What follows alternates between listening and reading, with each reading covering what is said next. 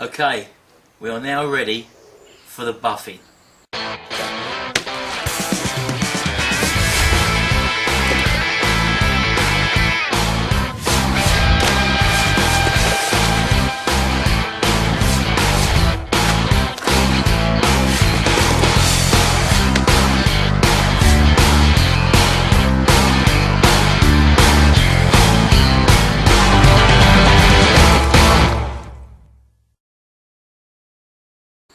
So I'm just going to run you through now what we've done so far.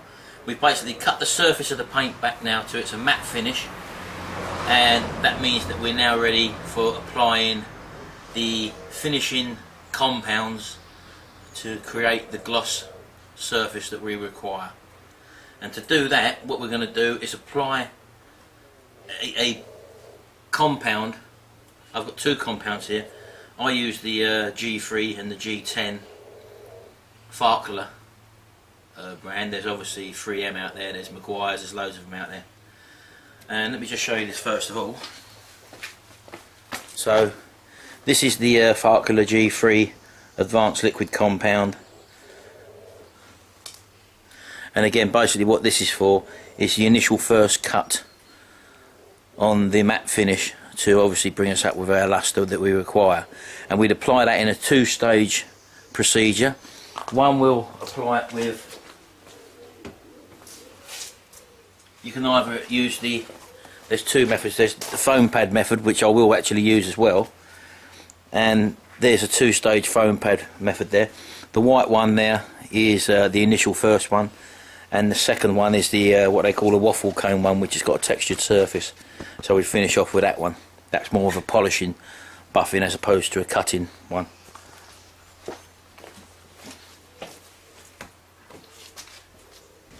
And you do that with one of these things. It's basically a grinder with an attachment plate on it, which you can put different buffing pads on. If you don't want to use the first, or if you haven't got the first foam pad, you can always use a wall pad as the initial first cut, and then finish off with a waffle cone one. And as I say, you're looking at this sort of tool.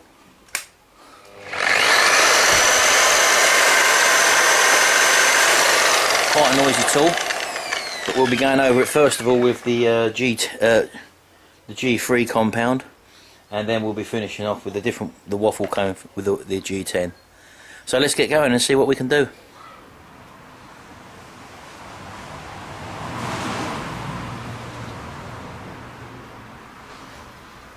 We'll try that for the moment.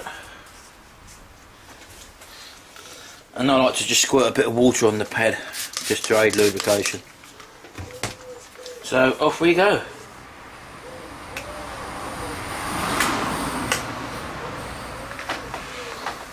Initially just rub it in first, otherwise it tends to fly off all over the place. And then let's start polishing.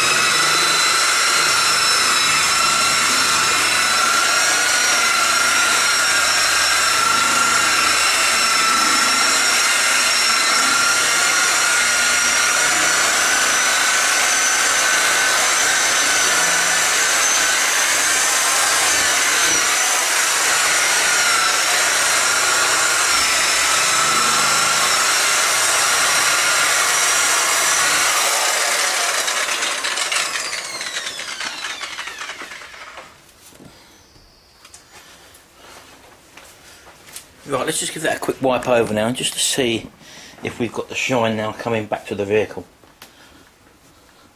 As you can see, I've not really worked hard on that, but I think you'll see that there's a lovely lustre now to this panel, which we'd taken right off. It's going to need more cutting back, obviously, because I've only just given it one thin coat. What I'll do now, I'll change the pad and just show you using the other cutting pad I've got. I just want you to see what sort of effect buffing actually does. So just wipe that off. Let's get you nearer to it.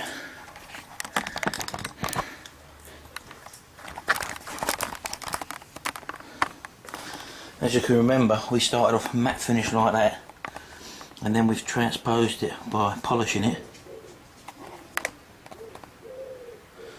to this lovely finish. Well, there's still a little bit of orange peel there, but I mean, I'm sure you'll see the reflection there is an absolutely lovely finish. And don't forget, this is only the first stage of polishing at the moment, so we've got a way to go yet before we actually finish the job, but I'm sure you'll see that there's a lovely gloss on there. Anyway, what I'm going to do is now do the same again with the white foam pad. I'm going to just change that, and then we'll just go over that one more time before we change over to the G10 polish.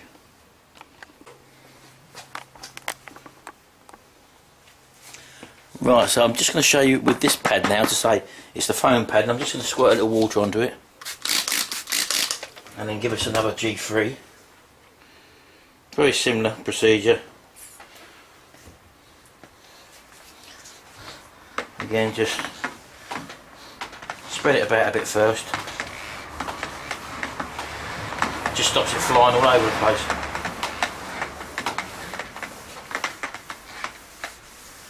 And then off you go.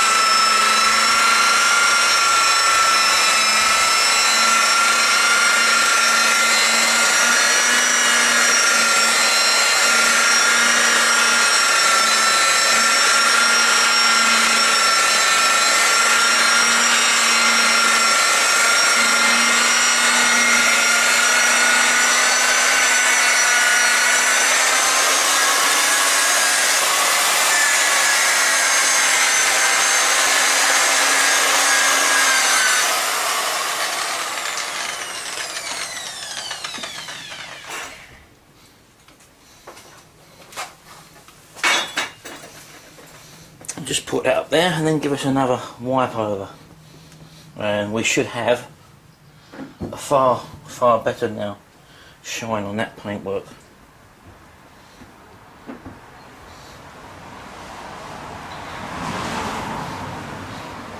It just gets better and better.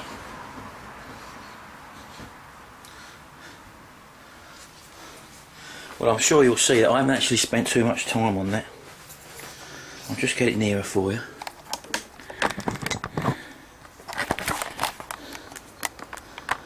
There you go.